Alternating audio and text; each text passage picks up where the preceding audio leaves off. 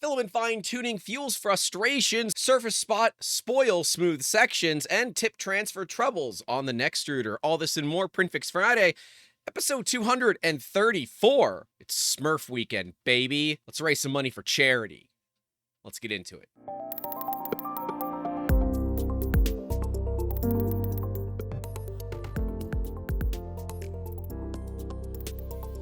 Starting off with a beginner who's trying to learn more about what, one, these are supposed to look like, and then two, what they can do to fix it. Welcome to the industry. And it's funny because I never do these anymore. And I feel like if you're in the industry long enough, you're like, these settings are probably fine, and I'll just change it when I need to. Great example, behind me you'll see white spools, which you probably haven't seen in a while because we've been using these big 3 kilo ones. But finally, one of our US-based suppliers had enough inventory, we were able to grab a bunch. So they're only 1 kilo rolls. But the formula's just a little bit different. So the settings that we had, they needed to go up another 10C. No big deal. Oh, the extruder's clicking on the second layer. Keep adding temperature until it stops clicking. Perfect. But when you're looking at this for the first time and you're new and you're wondering, why doesn't this look like what I see from everybody else on other machines and on social media? Yeah, it could be a little bit daunting of like, where the heck do I even start? Let's take a look. We got a Bambu P1S with their matte PLA low humidity, 0.4 millimeter nozzle, 0.2 millimeter layers. The bed is 55C, speeds are 2 to 300 for outer and inner, 270 for infill, 200 for top. Retraction, great question. We can see they've got lots of small gaps, missing material, infill section doesn't contact the walls at the points, and missing the decimal dot between 0 and the 2 and the 3. But we can see a couple of things going on here. One, it's under extruded. We are not getting that full extrusion, and we have to ask ourselves, why is it under extruding only in the middle, but at the edges, it looks all right? That is because it's too cold. Raise the temps on this and you'll be all right. Your first layer, it looks okay. There are some little spotty areas of it not being perfect. We could certainly look to adjusting that first layer temperature as well.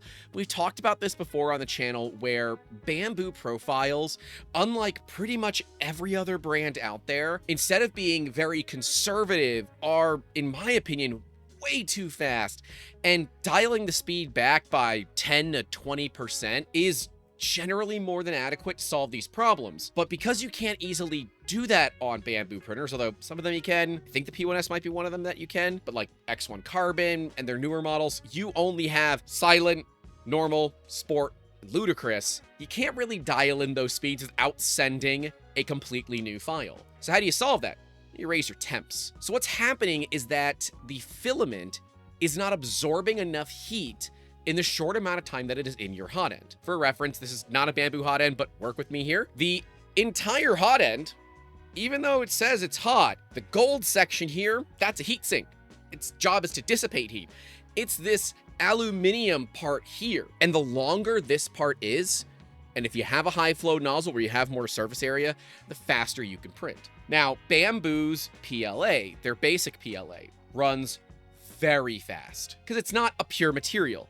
Matte PLA, also not a pure material, the fillers in it tend to make it less susceptible to absorbing that heat inside of that hot end. So you can either, one, slow it down and give it more time to absorb the heat, or two, put a whack load more heat into it and know that it's going to absorb less anyways. So if you're running the nozzle at 220C, go to 230.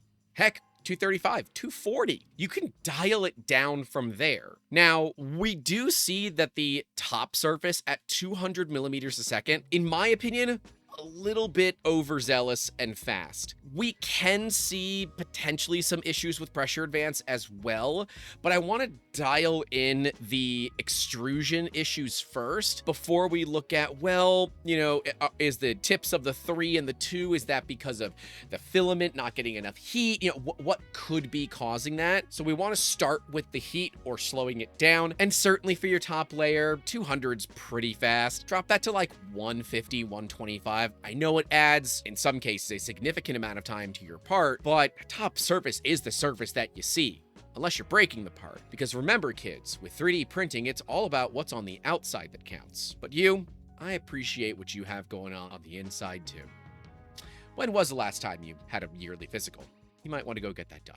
While I don't know if there's a ton of retraction, can certainly see a little bit of stringing there between those dots, but that's going to be more of a torture test anyways when it comes to retraction. I want to work on the speeds and feeds as well as the temperatures right now first, then we can look at adjusting other pieces. Bed at 55 is good, and it might be worth just a hair closer on that first layer, but that is just me being incredibly nitpicky about something like this, because, well, that's kind of what we're supposed to be doing here on PrintFixFriday. My name is Grant, this is 3D Musketeers, and PrintFixFriday, where we help you get your printers back to printing with purpose.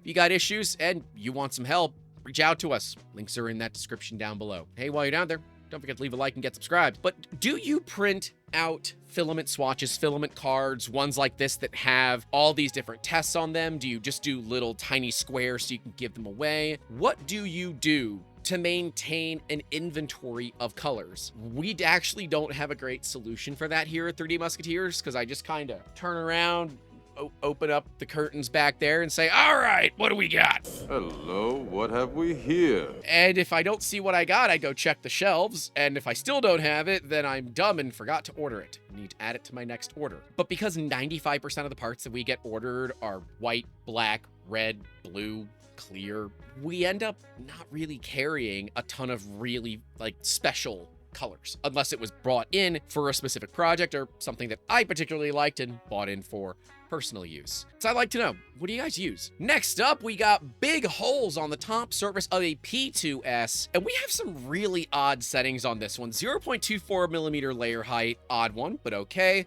55C bed temp, that's fine. Nozzle 220, that's fine as well.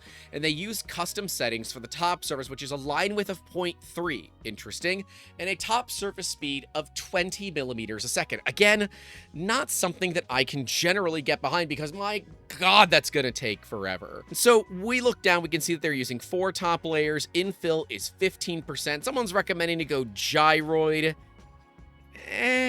But what's going on here is a classic case of pillowing.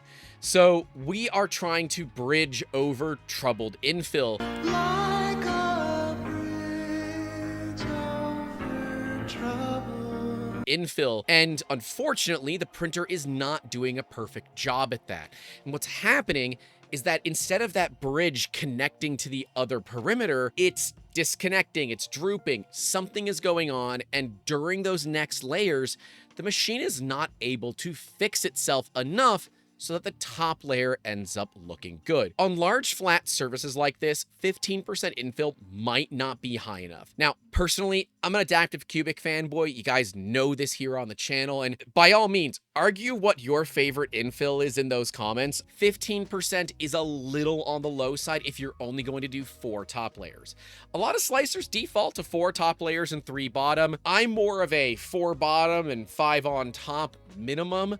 And if we want to get some extra strength, we'll just go to 6 and 6, because any more and my hands have to do this, and it gets weird. 6, 7! We don't talk about that. But pillowing is a pretty easy thing to solve. You can up your infill. If you do want to go to gyroid or a different infill style, you're welcome to, that's fine. It's not necessary in this case. If you're using grid, just throw that away. Nobody likes grid.